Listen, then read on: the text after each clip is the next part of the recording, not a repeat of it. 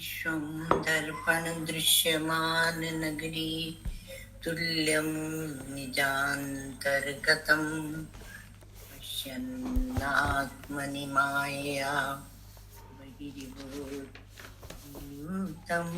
यथा निद्रया यः साक्षात् पुरुते प्रबोधसमये स्वात्मानमेवाद्वयं तस्मै श्रीगुरुमूर्तये नमः इदं श्रीदक्षिणामूर्तये।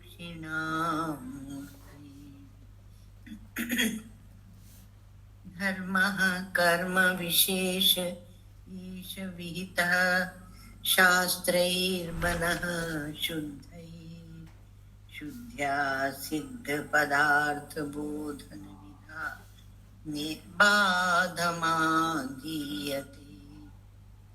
तत्त्वं त्वं तदिति प्रमा श्रुतिरमा भेद भ्रमा पोहिनी पूर्णानंद पद प्रसाद परमा सद्य क्षमा मुक्तये। खंडानंद संबोध मूर्तये ब्रह्ममूर्तये सुधास्मित समाश्लिष्ट नेत्रांत स्फूर्तये नमः।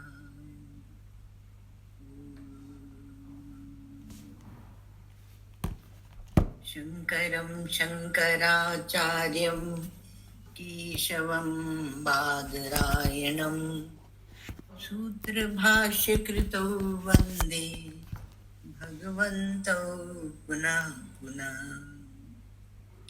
सूत्रभाष्यकृतौ वन्दे भगवन्तौ पुनः पुनः।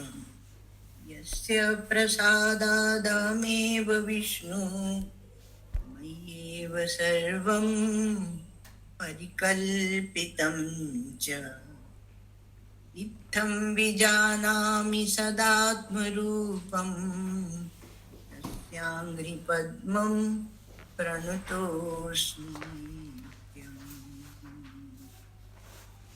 तस्याङ्घ्रिपद्मं प्रणतोऽस्मि नित्यम्।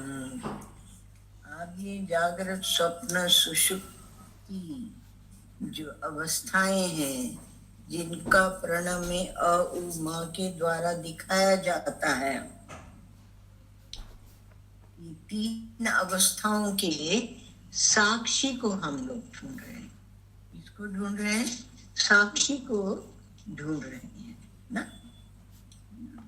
तो जब तक हम इंद्रियों में मस्त हैं, अध्यारोप में ही मस्त हैं, तो भला बताओ कि हम अधिष्ठान की खोज क्यों करेंगे?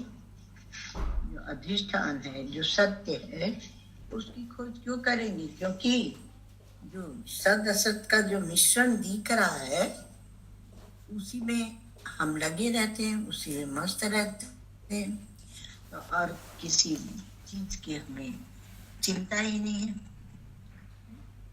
तो अज्ञानी को ये लगता है कि जब कुछ भी प्रतीत नहीं होगा, कुछ भी जब प्रतीत नहीं होगा तभी हमें परमात्मा का साक्षात्कार होगा, दर्शन होगा। इसलिए समाधि अवस्था को, सुषुप्ति अवस्था को बहुत महत्व दे देते हैं हम लोग। ये सब अवस्थाएं हैं और अवस्थाएं चित्त की अवस्थाएं होती हैं और आती हैं और जाती हैं, इसलिए ये सत्य नहीं होती। वेदांत विचार की शैली दूसरी है, उसकी दृष्टि दूसरी है, और अन्य सब दूसरे दर्शनों की दृष्टि दूसरी है। इसलिए सहसा हम लोग इसको समझ नहीं पाते हैं। तो इसलिए जब कुछ प्रतीत नहीं होता तो सोचते ये बहुत अच्छी स्थिति है। फिर कहा, वेदांतों ने कहा कि भाई वो कारण अवस्था है वो अभावात्मक की स्थिति है ना। तो वो मन की ही एक अवस्था है, मतलब मन लीन हो गया, अंतःकरण लीन हो गया। तो और ये प्रतीति जितनी होती है वो किसको होती, वो भी आम को ही होती है। तो जो बात ये आई कि हम जो ये सोचते हैं कि हमारा व्यवहार भी चले और हमें अद्वैत का ज्ञान हो, और यहाँ तक कि हम ये सोच लेते हैं कि अद्वैत ज्ञान के आधार पर ही हम व्यवहार चलाएं। चलेगा नहीं महाराज। अद्वैत ज्ञान के आधार पर व्यवहार चलाने की जो बात है वह भावुकता है, क्योंकि आप और सब में तो जोड़ के रख सकते हैं इसमें, और सब में अर्थात जहाँ स्थूल शरीर का व्यवहार है, सूक्ष्म शरीर का व्यवहार है, मतलब प्रतीति को स्वीकृति देकर और उसके दृष्टा बन के और दृश्य को देखकर और उसको हम व्यवहार के साथ जोड़ सकते हैं। जैसे कि आप देखिए कि जब हम धर्म का व्यवहार करते हैं तो हम सोचते हैं कि धर्म को क्यों छोड़ना है, धर्म को नहीं छोड़ना है, क्योंकि धर्म को अगर हम छोड़ देंगे तो काम कैसे चलेगा। इतनी हिम्मत नहीं जुटा पाते कि हम धर्म और धर्म, अधर्म, पाप और पुण्य सबको एक तरफ रख दे, सुख और दुख, भाव और अभाव। एक दृष्टांत याद आ गया कि एक बार प्रार्थना करने गए परमहंस रामकृष्ण देव माँ के सामने, तो बोलते हैं, प्रार्थना करते हैं कि ये रहा तुम्हारा सुख और ये रहा दुख, तुम दोनों ले लो और मुझे अपने चरणों में विशुद्ध प्रेम दे दो। ये रहा तुम्हारा ज्ञान, ये रहा अज्ञान, तुम दोनों ले लो और अपने चरणों में मुझे विशुद्ध प्रेम दे दो। तो ऐसे वो जितना, ये रहा तुम्हारा धर्म, ये रहा अधर्म, दोनों ले लो और मुझे केवल अपने चरणों। अब जब आपका मन या आपका चिंतन परमात्मा में लीन हो रहा है, तब ये कहाँ से रहेंगे। ये रहा तुम्हारा पाप, ये रहा पुण्य, तुम दोनों ले लो। उनके मन नहीं कहा कि पुण्य क्यों दे रहे हो, सब कुछ दे रहे हो तो पुण्य भी क्यों दे रहे हो। तो देखो भाई, बात ऐसी है कि अद्वैत का जो ज्ञान है उसके आधार पर व्यवहार नहीं चलता है। जो ये बात कही जाती कि सबके साथ समान व्यवहार करो, समान व्यवहार करो, ये कहने वाले कुछ सोच समझ कर थोड़ी कहते हैं। सारी सृष्टि में ऐसे फैला रखा है, नेताओं सबने फैला रखा है ना। तो वो कहने वाले कुछ सोच समझ के थोड़ी कहते हैं। तो सब में एक ही परमात्मा है, सबके साथ समान व्यवहार करो, ऐसा नहीं होता है। व्यवहार जब होता है तो वह भेदक ज्ञान के आधार पर होता है, और जिसको व्यवहार से भेदक ज्ञान से उपरामता हो गई हो वो तो इस मार्ग पर आए, नहीं तो अपना और दूसरों का समय बर्बाद ना करे। चले आते कि हम तो साधु हो गए, अब हमें ब्रह्म ज्ञान करा दो, और दिन भर रात भर अपने विशेष भेदक ज्ञान में पड़े रहते हैं और सोचते हैं कि यही उत्तम है, ये अच्छा है ना। और जब वो ये सोचते हैं कि यही अच्छा है तो हम आपको बताएं, उनकी पार्टी बहुत बड़ी हो जाती है, क्योंकि गुरु जी के पास जितने गृहस्थ शिष्य होते हैं वो सब के सब उनके पक्ष में हो जाते हैं, और जो गुरु जी होते हैं वो बेचारे अकेले रह जाते हैं। इसलिए फिर महात्मा लोग क्या बताते हैं, पूर्वाचार्य हमारे बड़े बुजुर्ग लोग, कि न गुरु न चेला, चल सन्यासी अकेला। अकेले चलो भाई, तो अकेले चलोगे तो तब आपको ये विविक्त सेवी लघुभाषी तवा काय मानस ऐसे करके बहुत बार कहा गया, गीता में भी सब जगह। तो कहा कि नहीं, ये शास्त्र का अध्यारोप है, धर्म धर्म आदि ये शास्त्रीय अध्यारोप है, नहीं तो हमारा जीवन पशुवत हो जाएगा। हाँ, तो जब तक आपको उससे, जब तक आपकी खोज शुरू नहीं होती है तब तक आप उसमें रहें।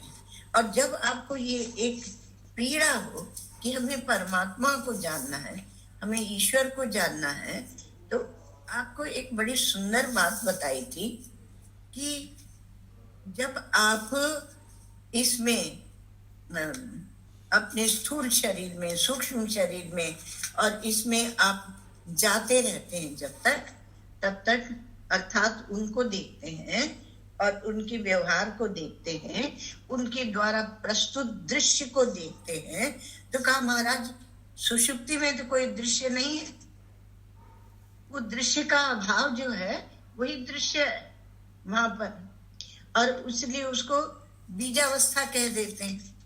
ये जो तीसरा पाद है आत्मा का, दूसरा पाद तो तेजस हिरण्य गर्भ है, वो समझो कि जागृत की ही भांति है।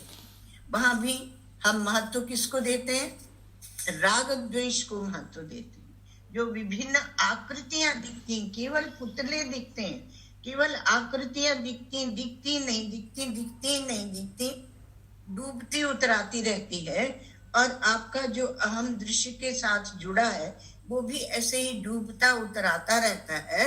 उन आकृतियों को लेकर आप इतना बड़ा भारी बखेड़ा बना लेते हैं और उस बखेड़े में खुद भी डूबते उतराते रहते हैं, और आसपास के सब जो आपको स्पर्श करते हैं उनको भी आप उसी में फंसाए रहते हैं। बड़ी बड़ी एक विडंबना है, ऐसे कह लो तो, ऐसी एक विडंबना है। और हम केवल प्रकाश स्वरूप है, हम केवल साक्षी है, दृष्टा है, ये बात तो हमको समझ में आती ही नहीं। तो क्योंकि हम विश्व बनते हैं, हम तेजस बनते हैं और उसी में हम डूबते रहते हैं, और उसी के परिप्रेक्ष्य में हम प्राज्ञ भी बनते हैं। अर्थात जो हम सुषुप्ति के अभिमानी बनते हैं, प्राज्ञ बनते हैं, ईश्वर बनते हैं, तो वो सुषुप्ति में वहां सब क्या है, दर्शन वृत्ति है, और यहाँ अदर्शन वृत्ति है ना? तो वही प्रज्ञा का भोग बनता है वहां, और यहाँ क्या है, अदर्शन वृत्ति है। थोड़ा विश्राम कर लो, थोड़ी देर विश्राम जरूर करना चाहिए। और फिर जब हम देहाभिमानी हैं तो जैसे देह आगे को बढ़ता है वैसे वैसे विश्राम बड़ा अच्छा लगता है, क्योंकि शरीर जो है वो कष्ट देना शुरू करता है, इसलिए विश्राम कर रहे हैं। तो सुषुप्ति वो आदर्शन वृत्ति है, और वहां जागृत और स्वप्न के जैसा कुछ अनुभव नहीं होता है। कुछ लोग कहेंगे जब कुछ अनुभव नहीं होता है तो वहां आत्मा भी नहीं होता होगा, वो आत्मा कहाँ से रहेगा। तो कहा कि ऐसे नहीं, आत्मा को आप सापेक्ष मत बनाइए। आत्मा को, ये अज्ञानी लोगों का काम है, वो ऐसे बनाते हैं। तो वस्तुओं को अन्यथा रूप से देखना, जैसे कि ये स्वप्न में और जागृत में, अथवा नहीं देखना, दोनों में ही वस्तु सत्य का अज्ञान रहता ही है। तो जागृत और स्वप्न में विषयी भाव है, स्वप्न में विषय विषयी भाव है ना, और यहाँ पर सुषुप्ति में ऐसा कुछ प्रतीत नहीं होता, इसलिए विषय विषयी भाव वहां नहीं रहता है। तो सुषुप्ति में कुछ भी प्रतीत न होने के कारण वहां कुछ नहीं रहता है। तो जब कि कुछ नहीं रहता, तब हम क्या समझ लेते हैं कि हमें अज्ञान हो गया, और अज्ञान हो गया तो हम बोलते हैं कि हमने कुछ भी नहीं जाना। तो कुछ इसलिए सुषुप्ति में भी अंतर होता है बोला। तो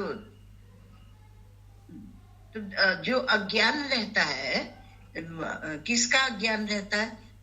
ब्रह्मता का अज्ञान रहता है। लेकिन हम समझते, हम लोग क्या समझते हैं, ध्यान देना, हम लोग समझते हैं कि वस्तुएं वहां नहीं दिखती, इसलिए वहां पर किसका रहता है अज्ञान? कहा कि वहां पर हमें वस्तुओं का अज्ञान रहता है। तो अज्ञान किसका रहता है? कहा वस्तुओं का अज्ञान रहता है। तो क्यों? क्योंकि कोई वस्तु नहीं दिख रही, कोई चीज नहीं दिख रही है, तो इसलिए वस्तु का अज्ञान रहता है। तो कहा कि हमको विषय विषयी रूप में रहने की आदत पड़ती है, आदत पड़ी हुई है। तो अन्यथा ग्रहण होता है, इसलिए गौड़पादाचार्य जी महाराज ने शब्द दिए, अन्यथा ग्रहणता स्वप्नो और निद्रा तत्वम अजानता। ग्रहण और अग्रहण। अब ग्रहण जिस चीज का होता है, सुषुप्ति में क्या है? अग्रहण। और जागृत स्वप्न में जो ग्रहण आपको होता है, ग्रहण माने लेना, है ना? ग्रहण माने सूर्य ग्रहण, चंद्र ग्रहण नहीं। तो जो अग्रहण होता है उसके वो बीज है, और उसके सामने जो ग्रहण आता है, वो ग्रहण किसका होता है? वो भी आपके स्वरूप का ग्रहण नहीं होता, क्योंकि अज्ञान बना हुआ है। अज्ञान निकल जाए तब तो ठीक है। तो वहां पर आपको ग्रहण किसका होता है? अन्यथा दूसरी वस्तुओं का हमको ग्रहण होता है। तो यथार्थ स्वरूप का अज्ञान हमें इन तीनों ही अवस्थाओं में रहता है। तो इसीलिए श्रुति जब आती है, जैसे केनोपनिषद है, तो वहां क्या कहते हैं? अन्न देव तद विदितादथो अविदिताद अधि। मतलब ब्रह्म जो है वो विदित और अविदित दोनों से परे है। इस प्रकार श्रुतियां अनुग्रह करके, कृपा करके हमें दिखाती। दूसरा, विदित अविदित का अर्थ ये भी लिया जाता है कि अविदित वो कारण है और विदित वो कार्य है। तो जागृत और स्वप्न विदित है और सुषुप्ति अविदित है। वहां पर दृश्य है और सुषुप्ति में दृश्य का अभाव है। तो दोनों दृश्य है और किसके आश्रित है? दृष्टा के आश्रित है। दृश्य अथवा दृश्य का अभाव, दोनों दृष्टा के आश्रित है।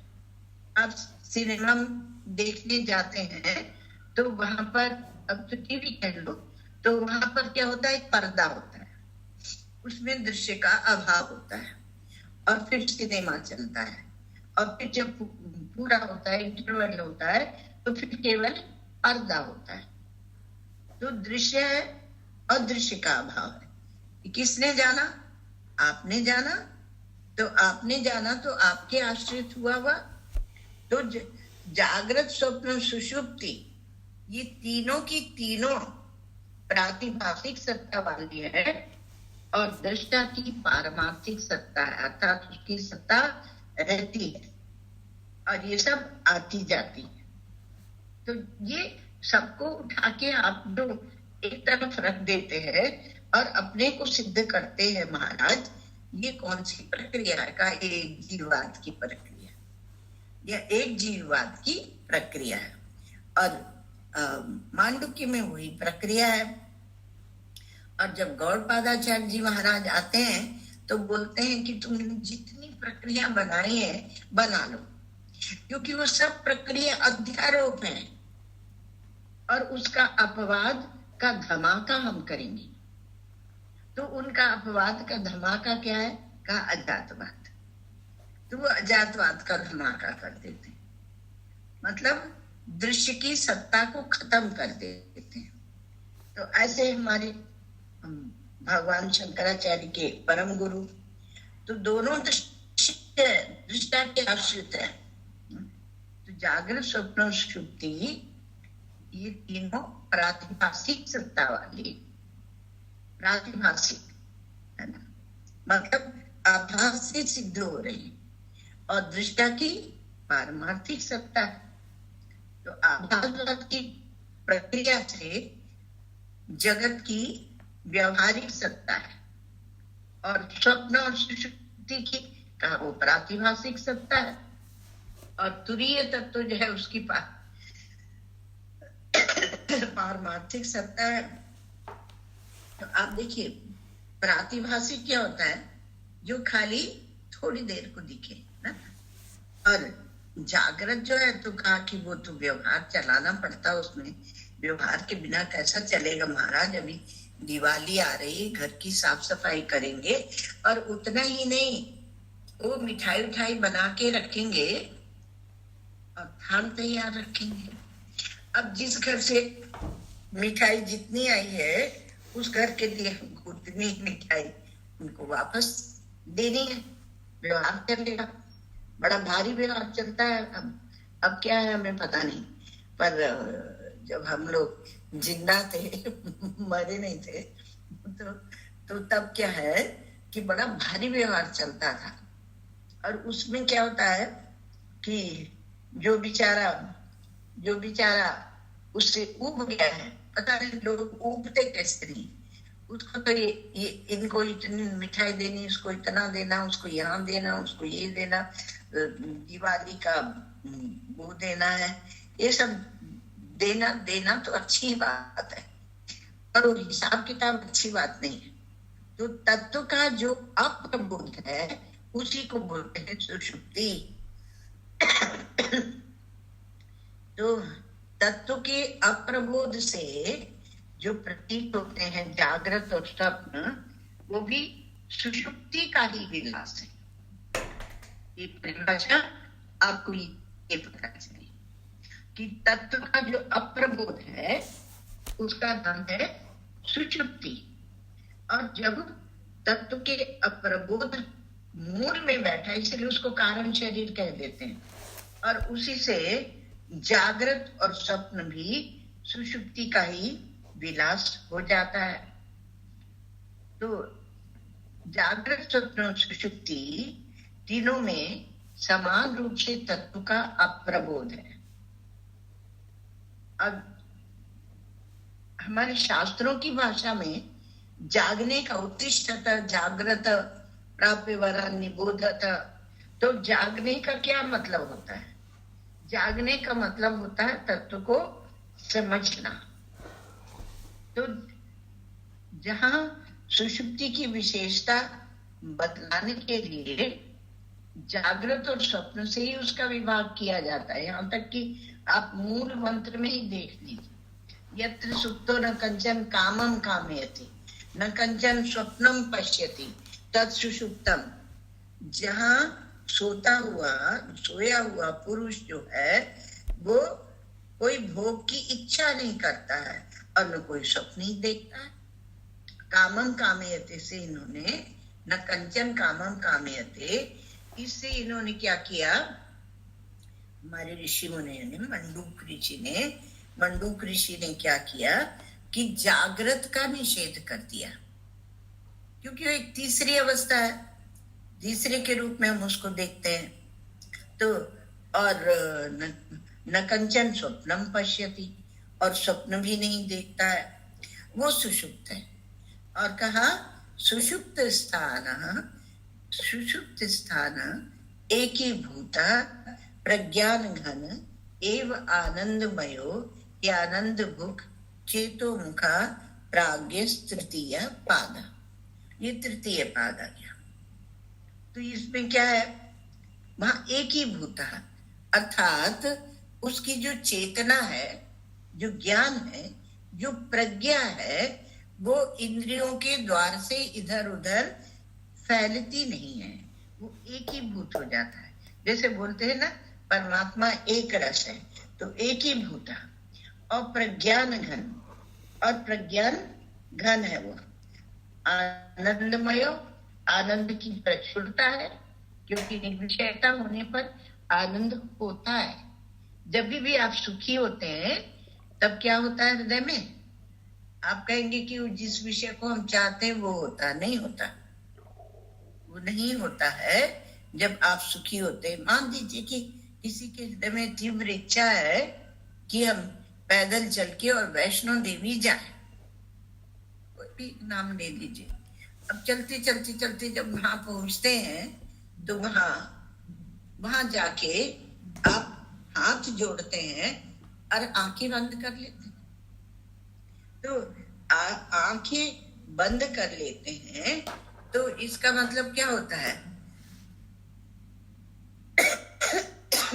इसका मतलब होता है कि आप उस सुख को भोगते हैं जिसमें कोई वृत्ति नहीं।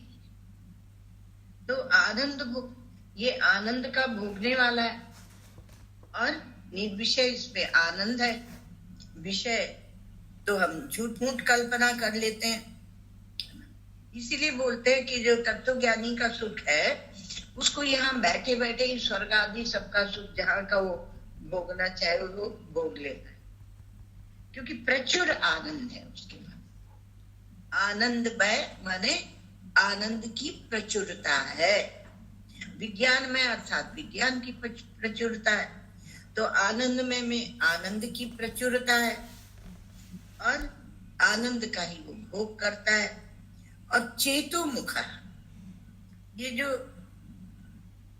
प्राज्ञ है, चेतो मुखा प्राज्ञ तृतीय पाद, तो प्राज्ञ है ये चेतो मुख है, अर्थात इसके पास वो मुख होता है जिससे वो स्वाभाविक तौर से, स्वभाव से ही वो सुषुप्ति को छोड़कर ये प्राज्ञ और स्वप्न में चला जाता है, और स्वप्न से फिर जागृत में चला जाता है।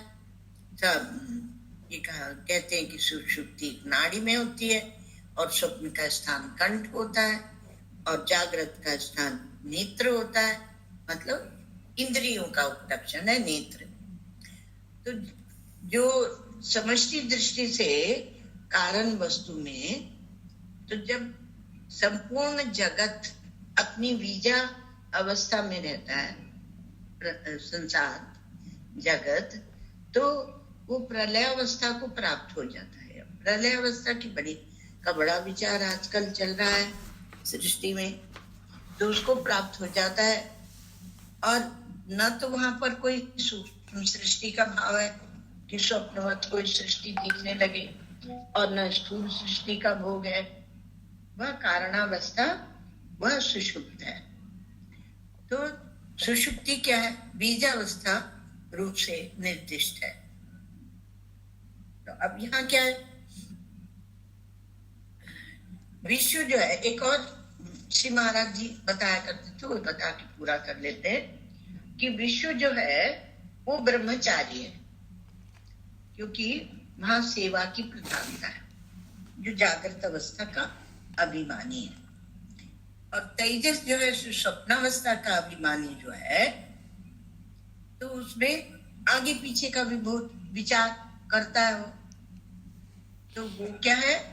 वहां पर तेजस जो है वह गृहस्थाश्रमी है, और प्राज्ञ जो है, ये प्राज्ञ जिसका हम लोग विचार कर रहे हैं, और इनके द्वारा हम जो साक्षी को ढूंढना चाह रहे हैं, तो प्राज्ञ जो है सुषुप्ति का अभिमानी, वह वानप्रस्थ है।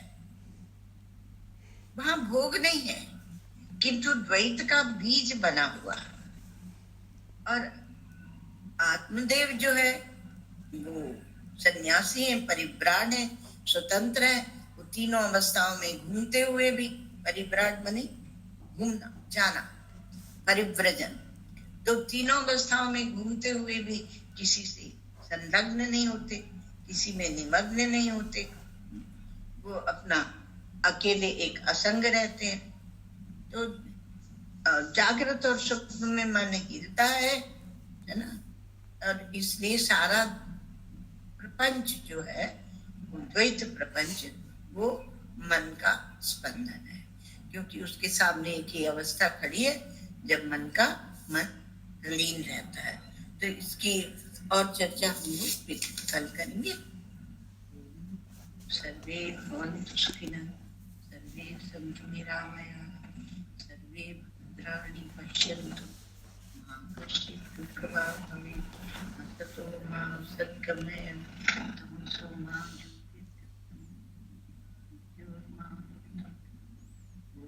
पूर्णमदः पूर्णमिदं पूर्णात् पूर्णमुदच्यते पूर्णस्य पूर्णमादाय पूर्णमेवावशिष्यते। शांति शांति शांति।